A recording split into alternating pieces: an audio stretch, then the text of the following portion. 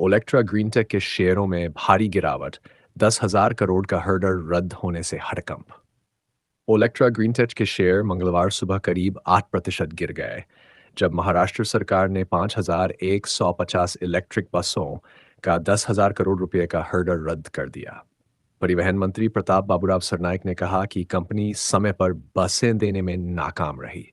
इस इससे निवेशकों में चिंता बढ़ गई और शेयर बाजार में कंपनी के शेयरों पर भारी दबाव देखा गया। ग्रो का आईपीओ धमाका, 7-8 अरब डॉलर की कीमत, सेबी नियम करेंगे फैसला।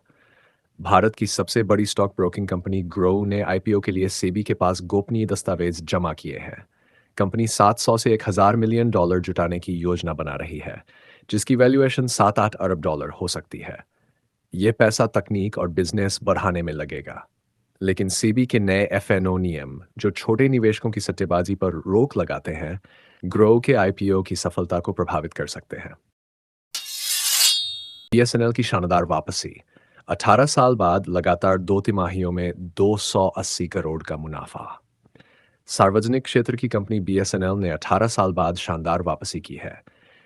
जनवरी-मार्च 2025 की तिमाही में कंपनी ने 280 करोड़ रुपए का मुनाफा कमाया, जो पिछले साल के 849 करोड़ के घाटे से उलट है। ये लगातार दूसरी तिमाही है जब बीएसएनएल ने मुनाफा दर्ज किया। पूरे साल का घाटा भी 58% कम होकर 2,247 करोड़ रुपए रहा। 4G सेवाओं की शुरुआत, लागत नियंत्रण और संपत्ति बिक्री से कंपनी को ताकत मिली है। इंडिगो के शेयरों में भारी गिरावट, ब्लॉक डील से हड़कंप। इंडिगो की पेरेंट कंपनी इंटरग्लोब एविएशन के शेयरों में मंगलवार को 3% से ज्यादा की गिरावट देखी गई। ये गिरावट राकेश गंगवाल द्वारा 5.8% हिस्सेदारी बेचने के बाद हुई, जिसका सौदा करीब 11,928 करोड़ रुपए का था। शेयर की कीमत 5,260 रुपये पर थी, जो पिछले बंद भाव से 3% कम थी। इस ब्लॉक डील को गोल्डमैन सैक्स, मॉर्गन स्टैनली और जेपी मॉर्गन ने हैंडल किया। एचडीएफसी बैंक की कंपनी एचडीबी फाइनेंशियल का 12,500 करोड़ का आईपीओ जल्द, सेबी की मंजूरी का इंतजार। एचडीएफसी बैंक की सहायक company HDB financial services 12,500 crore रुपए के आईपीओ के लिए सेबी से मंजूरी के करीब है। इस आईपीओ में 2,500 करोड़ रुपए के नए शेयर और 10,000 करोड़ रुपए की हिस्सेदारी बिक्री शामिल होगी। यह देश का सबसे बड़ा एनबीएफसी आईपीओ हो सकता है। कंपनी इस रकम का इस्तेमाल अपनी पूंजी बढ़ाने और उधार देने के लिए करेगी। टीसी में हड़कंप, बेचेगी 11,600 करोड़ की हिस्सेदारी, शेयरों में गिरावट की आशंका। ब्रिटिश अमेरिकन टोबैको आईटीसी में अपनी 2.3% हिस्सेदारी 11,600 करोड़ रुपए में बेचने जा रही है।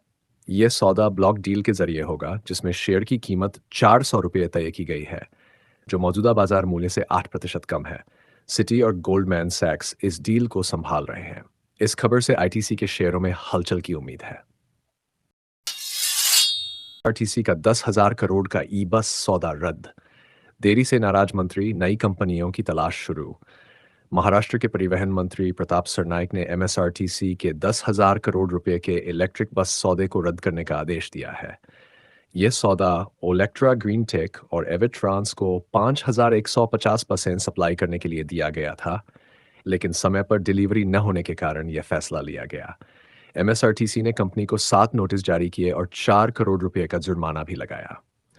अब नई कंपनियों से बसें खरीदने और नुकसान की भरपाई के लिए कानूनी रास्ते तलाशे जा रहे हैं। भारत का 5वीं पीढ़ी का स्टील्थ फाइटर जेट, रक्षा मंत्री ने दी मंजूरी, निजी कंपनियों को बड़ा मौका। रक्षा मंत्री राजनाथ सिन्हा ने 5वीं पीढ़ी के स्वदेशी लड़ाकू विमान AMC-A के निर्माण को मंजूरी दे दी है। यह प्रोजेक्ट हिंदुस्तान एरोनॉटिक्स लिमिटेड और निजी कंपनियों की साझेदारी में बनेगा। 15,000 करोड़ रुपए की लागत वाला यह विमान रडार से बचने की खास तकनीक से लैस होगा। पहला प्रोटोटाइप 2028-29 तक तैयार होने की उम्मीद है और 2034 से यह वायुसेना में शामिल हो सकता है। एनएसई में 4 नए शेयरों की एफएनओ में एंट्री। 360 कैफिन, एम्बर और पीजी इलेक्ट्रोप्लास्ट से बढ़ेगा बाजार का रोमांच। नेशनल स्टॉक एक्सचेंज 27 जून 2025 से 4 नए शेयरों 361 वाम, कैफिन टेक्नोलॉजीज, एम्बर एंटरप्राइजेज और पीजी इलेक्ट्रोप्लास्ट को फ्यूचर्स एंड एफएनओ में शामिल करेगा।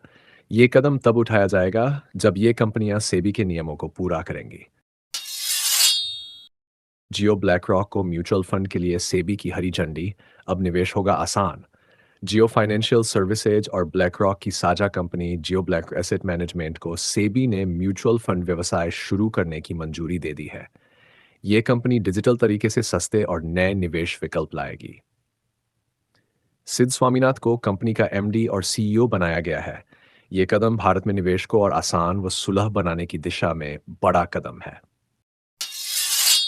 नौकरी कॉम की कंपनी को 17 करोड़ का टैक्स नोटिस, शेयरों में हलचल।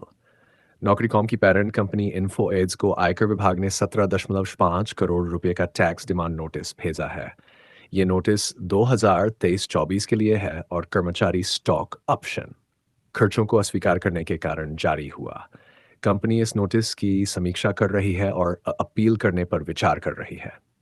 इस खबर के बाद इन्फो एज के शेयरों में 1.69% की गिरावट देखी गई, जो 7,011 रुपये पर बंद हुए।